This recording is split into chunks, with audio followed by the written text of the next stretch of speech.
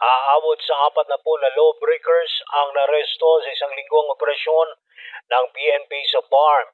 Ito ay naging possible sa pangunguna ni ProBAR Regional Director Brigadier General Romeo Macapas sa nasabing bilang 17 katao ang nadakip dahil sa pagkakasangkot sa ilegal na droga.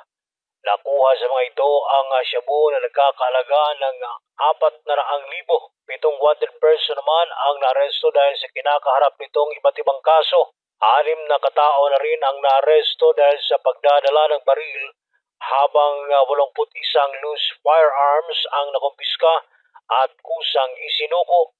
Sinabi rin ng ProBAR na nakakakumpiska sila ng 4 na mga explosive ordinance habang 10 katao ang naharang dahil sa paglabag sa municipal ordinances. Samantala, aabot naman sa 20 kaso ng smuggled cigarettes ang kanilang nakumpiska kung saan nagkakahalaga ito ng mahigit sa 400,000. Una lang nagpaalala si Macapas sa lahat ng mga taga-BARM na mag-isip-isip ng maayos bago gumawa ng masama upang hindi makasuhan at makulong.